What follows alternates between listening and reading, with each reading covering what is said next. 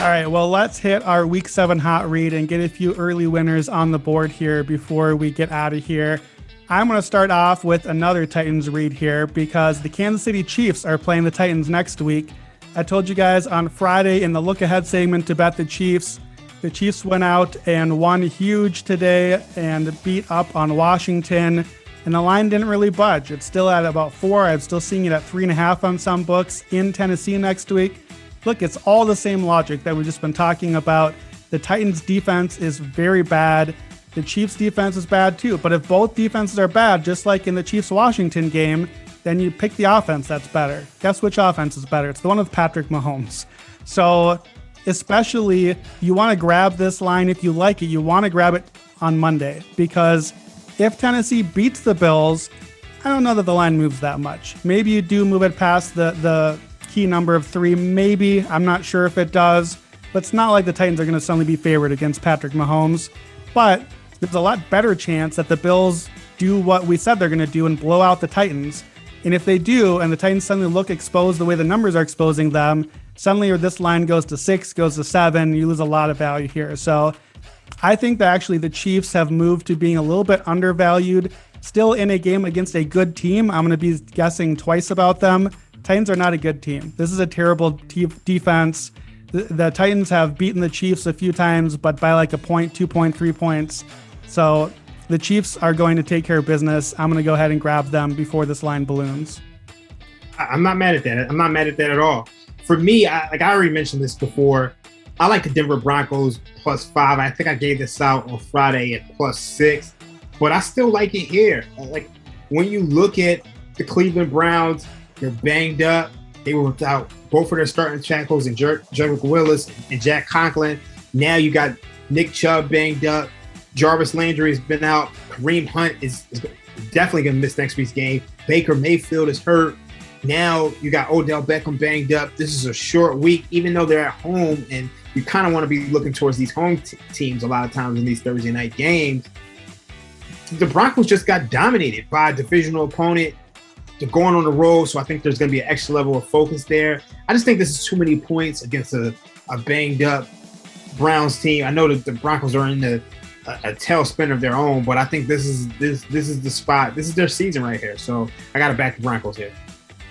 Yeah, I don't know what to make of this Thursday game yet. I think I'm going to have to wait and see kind of where the injury report comes out. There's so many names banged up on both of these teams right now, and a short week leaves me to believe that there's going to be these spotty rosters matching up and, maybe an ugly, low-scoring game. So it is a lot of points in that case, so I don't mind taking the points, but I've got to wait and see where that one lands for me.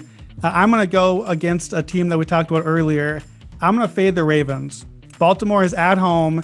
They're big favorites against the Cincinnati Bengals. They're 6.5-point favorites right now. I'm going to take Cincinnati because I think that line is too high. I put this around 4 myself. Cincinnati came into the weekend number 7 in DVOA on defense. The run defense has been very good. Obviously, those numbers are only going to get better after the way they dominated on Sunday. And I just don't know that the Ravens are dominant enough to be a touchdown favorite against what's been proven to be like a very capable and probably above average, at least, Bengals team.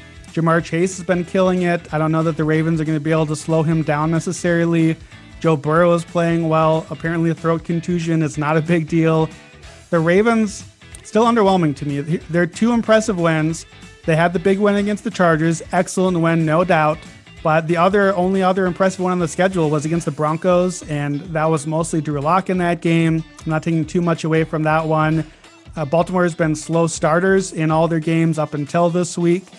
The Bengals have 2 big wins, and they have 4 games that came down to a field goal. So I don't know that the Bengals are going to go on the road and win in Baltimore. Is Burrow ready for that yet? I don't know. But maybe we get another field goal loss here. I think the Bengals can be in this one. So I think the line is a little too high, and I won't be surprised if it moves down towards Cincinnati. So I'm going to grab it at 6.5 as an underdog. Okay. I'm struggling with the make of this game just because Baltimore has just been so dominant, and for me, I'm going to wait and see how that plays out. For me, I think my second game that I'm really looking at, and I haven't played it yet, but it's not making any sense to me. You look at the New York Jets on the road in Foxborough against the New England Patriots. It doesn't make sense why this line is 6.5. These two teams played earlier this year, and the line was 5.5, 6. So why is this line 6.5 here with the Patriots being at home? And we all know Belichick's record against rookie quarterbacks. Zach Wilson has not been good at all. I can't make any sense of this. The Jets are dead last in EPA per play. Same with success rate. It's just, I expect New England to go out there and dominate in the same way that they did previously. So I actually want to do a little bit more digging on this game. I do think the number is eventually going to move, especially with New England coming off a real high-profile, close game against the Dallas Cowboys, who appear to be a Super Bowl contender. And we all know the Jets are coming off a bye, so they're kind of forgotten about. But I think New England's probably going to be the side here. I think the Jets are coming off of a bye week. Do you think that that's being factored into the price a little bit here? I can't fathom why it would, at least in this situation where you had these two teams who played before and the Jets had no answer for anything that the Patriots are trying to do. So it just doesn't make sense from a power rating perspective. But I definitely want to do a little bit more digging. That makes sense.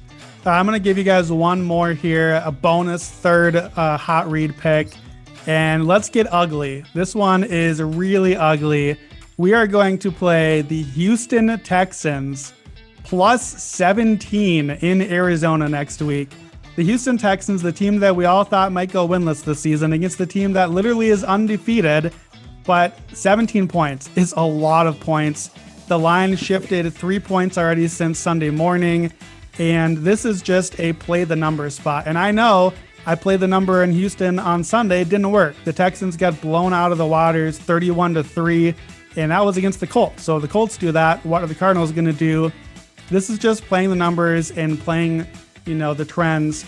Here are a few trends. So October, unbeaten teams in October or after who are favored by 17 or more have never covered the spread in our database at Action Labs. It's only 6 games, but they're 0-6 against the spread in that spot, failing to cover by over 10 points a game.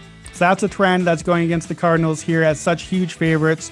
We also have teams who lost by 17 or more, like Houston did, against teams who won by 17 or more, like Arizona just did. Those underdog teams are 96, 59, and 4 against the spread, so 62% cover there. And teams with an average scoring margin of minus 14 or worse, which of course the Texans are because they're terrible, are 117, 78, and 6 against the spread, 60% cover rate. So the Texans are bad. We know this. You don't have to be awesome. You just have to not lose by 17 or more points. Tyrod Taylor, there's a chance he could be back for this game. He was a huge difference maker for Houston. I still think that this team is more bad than awful, like we thought that they were going to be. I still feel like Arizona is overvalued, especially coming off this huge win this week. It's kind of like a game that they're going to look past probably with Green Bay and San Fran, I think, coming up next. So I'm going to grab the points. 17 is a lot of points, and it seems like this line might come a little bit back down to earth once things settle down a little bit. It's ugly. It's gross. Give me the Texans plus 17. Let's go. I like that, and I especially like the fact that it's a non-conference opponent. It doesn't have the meaning of it doesn't have that same meaning. So this is the perfect opportunity for a letdown spot. And the Texans have been pretty competitive outside of a few games here and there. So 17 is a lot of points. So I'm not mad at that. What do you think about the over in that game? I don't play a lot of totals, so I didn't look at that one, but definitely seems like we're going to get some points. Certainly, if the Texans cover the 17, I think you'd have to feel a lot better about the over, because it's probably not because the Texans have just shut out the Cardinals in that case. So you have to assume that means that they're going to get some points. What do you think?